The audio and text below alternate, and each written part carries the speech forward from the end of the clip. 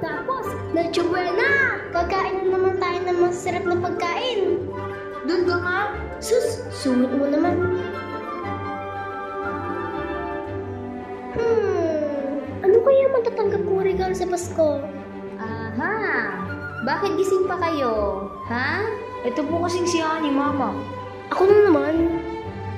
Mama, Papa, excited lang po ako sa matatanggap namin regalo bukas ng gabi. Pati na rin po sa handaan. Pa, fried chicken ha. Huwag mo kalimutan. Oo naman ha. At saka, paano ko naman malilimutan yun? Favorite yun ng aming bunso. Oh, bakit parang malungkot ata si Kuya? Kuya, may problema ba? Wala naman po pa. Iniisip ko lang po kung may matatanggap akong regalo. Wala po kasi kami natanggap noong nakaraang Pasko. Ay naku kuya, okay lang yun. Basta ang mahalaga, kompleto tayo, sama-sama tayong magpapasko. Tama yun mga anak. Dahil hindi lahat ng bata ay nabiyayaan ng buo at masayang pamilya na pwede nilang makasama sa Pasko. Kaya dapat, lahat ng meron tayo ay pinasasalamatan natin sa Panginoon. Totoo yun kuya. Pero, may good news. Pwede mong matanggap ang pinakamagandang regalo ngayong Pasko. Okay ba yon? Talaga po pa? Oo naman. Halika rito. Dali, tabi-tabi tayo. Dali mo na rin yung Bible at may kukwento kami sa inyo ng mama nyo. Sige po. Wow! Mukhang maganda nga po yung kwento na yan Usad ka nga dun. Ayan mga anak, ang kwentong ito ay tungkol sa pinakamagandang regalo na pwede nating matanggap ngayong Pasko. Handa na ba kayong makinig? Opo ma, makikinig po kami.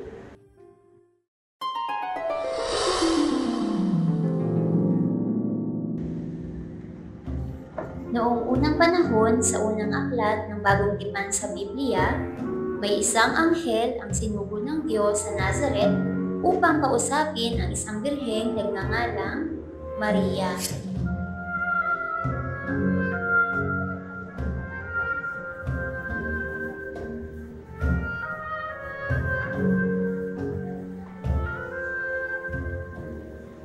Magalak ka. Ikaw na totoong pinakamamahal ng Diyos at siya ay sumasayo dahil ikaw ay bukod na pinagpala sa babaeng lahat. Sandali lamang po. Ako po ay nagugulan sa aking mga narinig. Huwag kang matakot, Maria. Ang Diyos ay nasa sa iyo. Ako ay naparito upang ipaalam sa iyo na ikaw ay magdadalang tao at papangalanan mo siyang Jesus. Siya ay magiging dakila at tatawaging anak ng kataas-taasan. Ikaw ang magiging ina ng pinangakong hari sa mga Hudyo na magliligtas sa tao sa kanilang kasalanan. Paano ito mangyari kung ako at si Jose hindi pa nag-iisang dibdib? Walang imposible sa Diyos.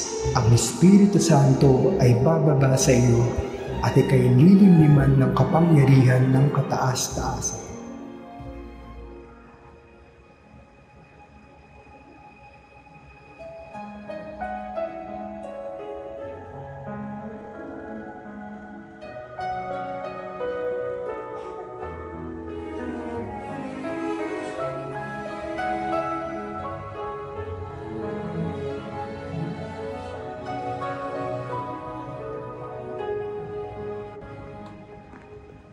Di ko maunawaan ang iyong plano. Puso'y nagtatanong, bakit ako? Ako'y nangangamba, aking Panginoon, na ako'y maging ina ng hari.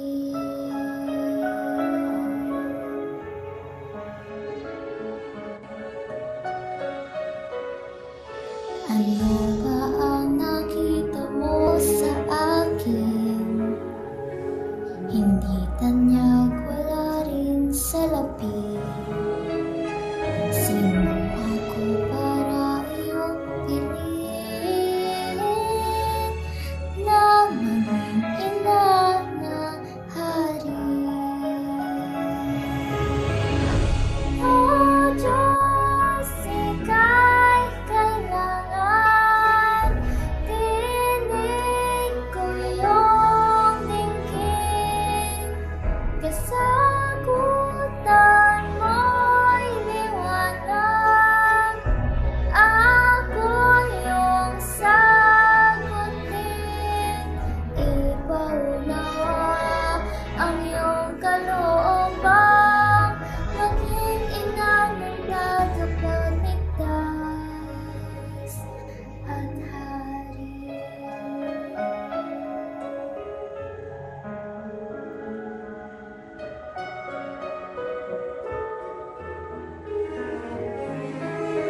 narito ako, nalipod ng Diyos, mangyari sa akin, ayon sa iyong salita.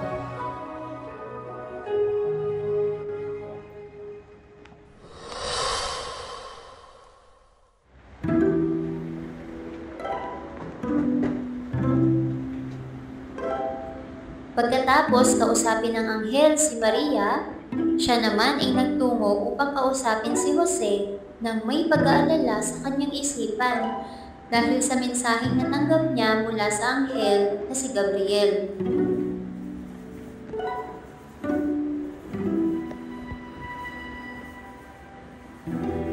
Oh, Maria? Bakit biglang naparito ka? Jose, ako'y naparito upang ipabatid sa iyo ang isang mensahe na natanggap ko mula sa Diyos. Ngunit nais ko may pangako mo na hindi mo ito sasabihin sa iba. Maria, hindi kita maunawaan. Maaari bang malaman ko ang mensahe na tinutukoy mo? Dahil ikaw ay mukhang binabagabag. May anghel na nagpakita sa akin at sinabing ako'y pinagpala dahil ako'y napiling maging ina na anak ng Diyos. Ngunit Maria, hindi pa tayo nag-iisang dibdib. Papaanong nangyari na ikaw ay nagdadalang tao? At sinasabi mo pang yan ay anak ng Diyos? Batid mo ba ang parusa sa ganyang kasalanan? Batid ko na manganib ang buhay ko kapag ito'y nalaman ng mga tao. Kaya sa'yo lang ako nagtungo. Maaari bang hayaan mo muna ako mapag-isa? Nais ko munang mag-isip-isip.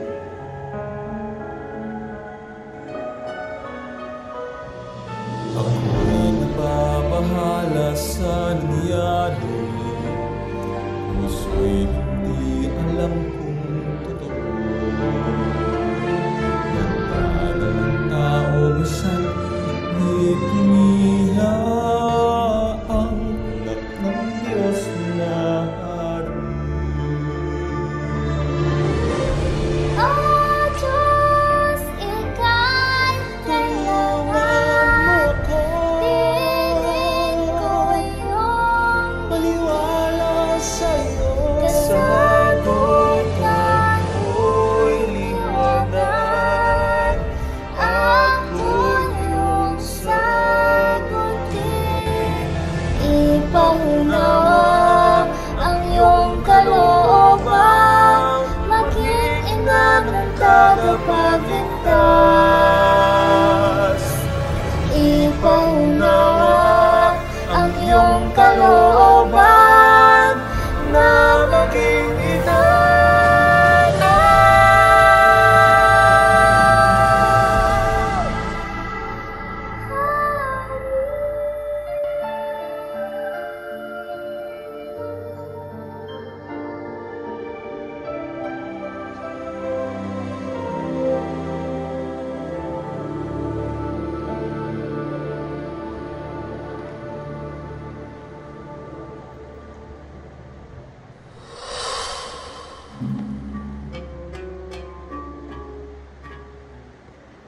At umalis na si Maria.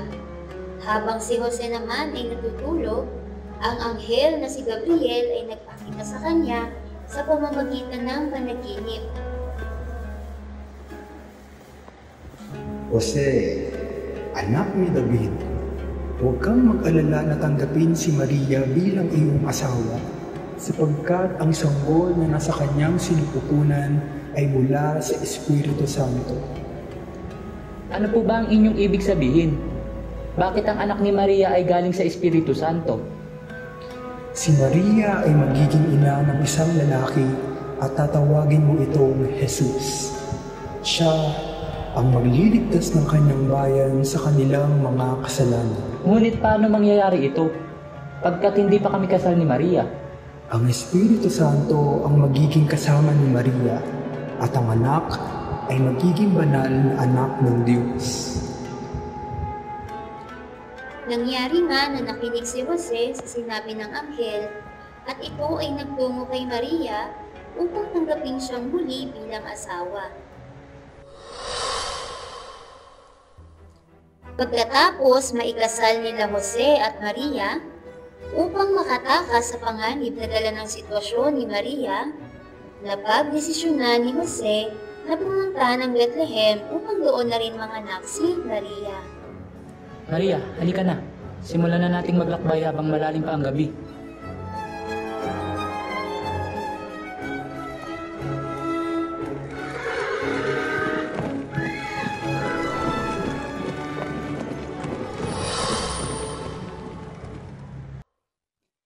Pagsapit ng gabi, sa bayan ng Bethlehem, si Maria ay nanganak sa sagsaban ng isang lalaking sanggol na pinangalanan nilang Jesus.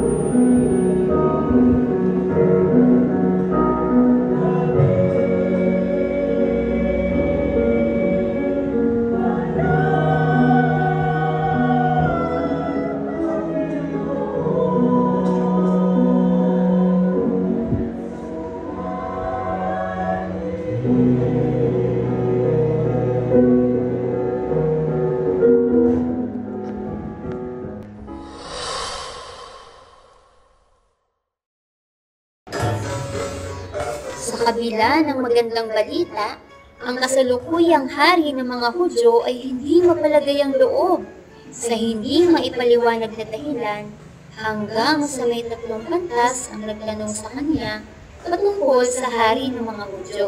Mama, ano po yung pantas? Ang pantas ay isang tao na may malawak na kaalaman at kadalughasaan. Sa madaling salita ay matalinong tao. Magandang araw, mahal na hari. Batid niyo po ba kung nasaan ang ipinanganak na hari ng mga Hudyo? Nakita namin ang kanyang bituin sa silangan at napalito kami para siya ay sambahin. Hindi ko batid ang inyong mga nasambit. Hayaan niyo munang kausapin ko ang aking mga opisyales at hintayin ninyong ipatawag ko kayong muli. Masusunod, mahal na hari. Kami po ay maghihintay sa inyong pagtawag. Nang makaalis ang 3 pantas, agad niyang pinatawag ang kanyang mga opisyales at mga punong tagapayo upang itanong kung nalalaman nila kung saan ang hari ng mga Hudyo. Pagkatapos ng pag-uusap ni Haring Herod at ng kanyang mga opisyales, agad pinatawag ni Haring Herod ang 3 matatalinong tao. Magandang araw muli, mahal na hari. Mayroon na po bang balita tungkol sa aming katanungan?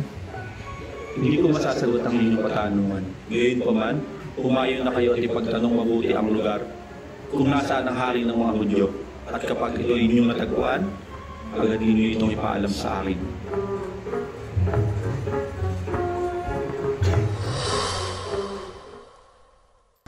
Lumipas ang panahon at nang makita ng 3 pantas ang bituin, nakadama sila ng matinding kasiyahan at pumasok sila sa bahay. Nakita nila ang batang Kristo sa tabi ng kanyang inang si Maria.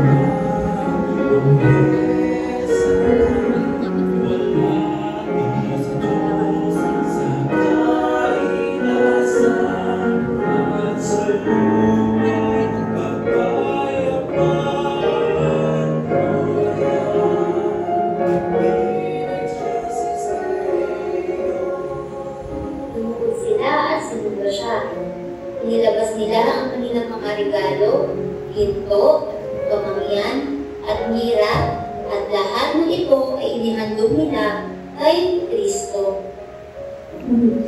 Salamat sa inyo. Tingnan mo, Jesus, ikay ka nila pinupuri. Maaari ba naming malaman ang kanyang ngalan? Jesus, ang kanyang ngalan.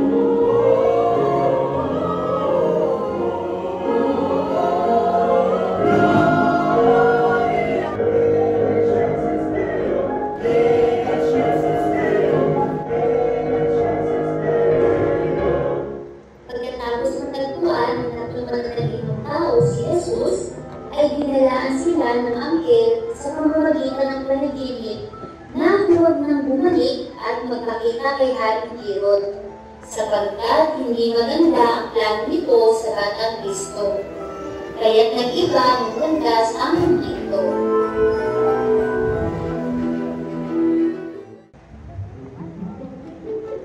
Yan mga anak, ang kwento patungkol sa kapanganakan ng Panginoong Hesus. Siya kasi ang dahilan kung bakit natin ipinagdiriwang ang Pasko. Opo pa, ngayon alam ko na. At ang Panginoong Hesus ang pinakamagandang regalo na pwede nating matanggap ngayong Pasko. Pero, paano naman po namin matatanggap yun? Oo nga po. Kailangan lang natin tanggapin ang Panginoong Hesus bilang Panginoon at tagapagligtas ng ating kaluluwa. Gusto niyo bang tanggapin ang Panginoong Hesus bilang Panginoon at tagapagligtas? Opo! Mga kaibigan, samahan niyo kaming manalangin. Sama-sama tayong tanggapin ang pinakamagandang regalo ngayong Pasko. Sige, halika kayo. Hawak-hawak tayo ng kamay at tayo'y manalangin.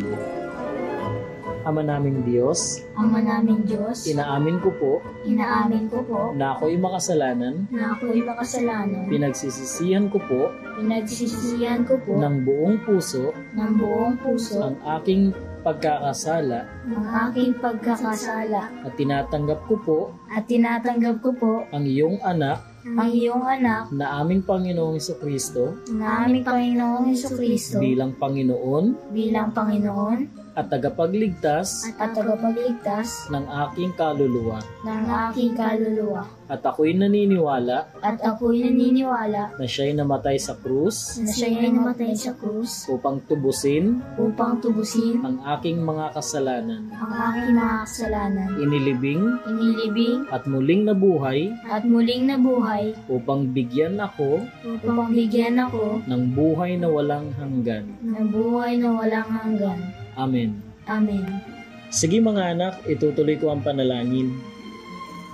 Ama naming Diyos, maraming salamat po sa buong taon na pag-iingat mo sa aking pamilya at dalangin ko po sa darating na Paskong ito, ingatan mo po kami at huwag mo pong hayaan na mapahamak.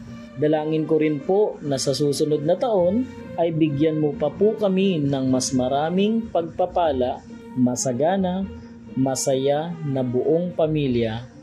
Amen.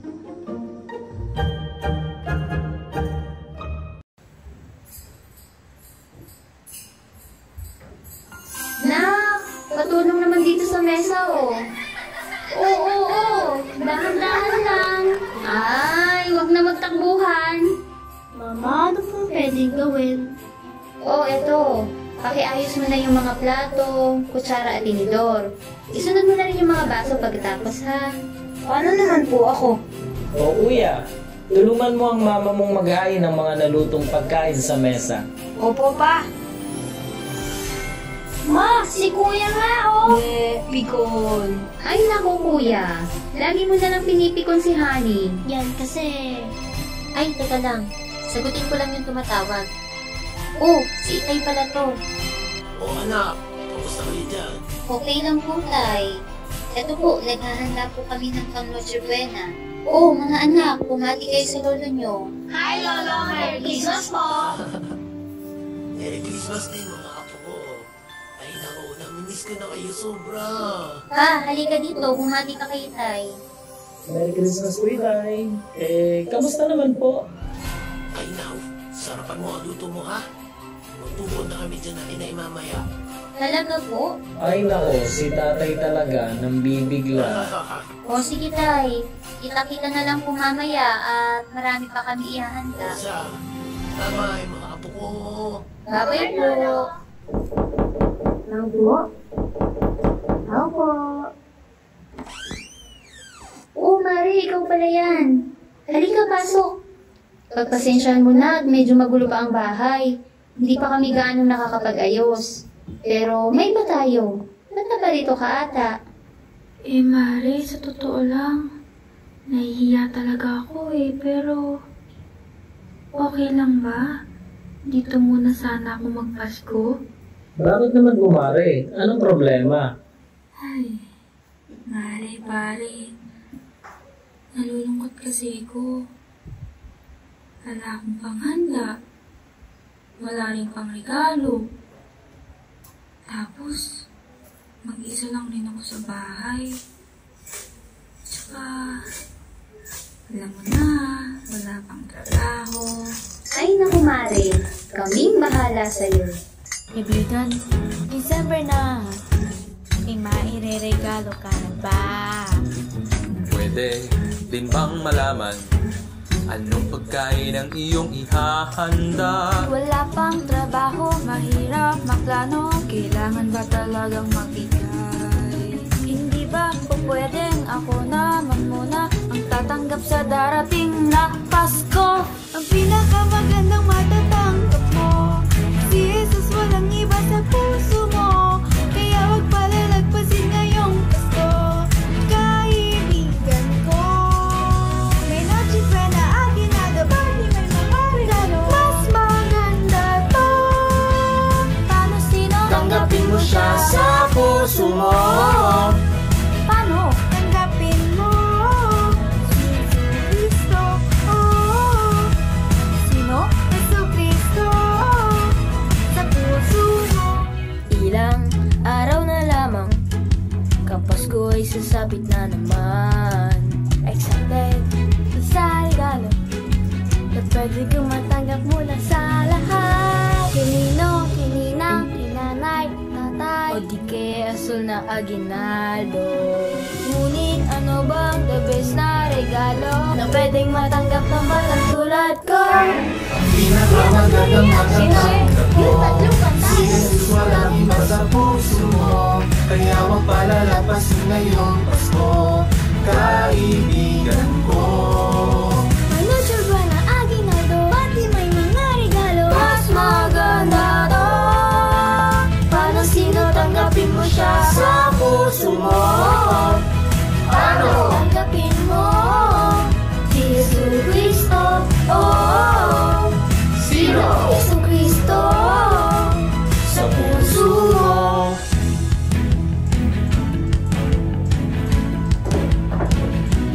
Hindi sigurado buhay santo tungo. Ano kaya ang tanging paraan?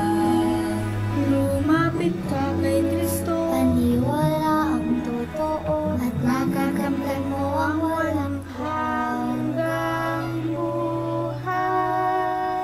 Ang walang Matatanggap mo ngayon, si Jesus, walang iba sa puso mo. Pwede nga. Kaya wag palalapasin ngayong Pasko, kaibigan ko. Hindi na importante kung may Noche Buena, aginaldo, mas maganda to. Tanggapin mo si Jesus ngayon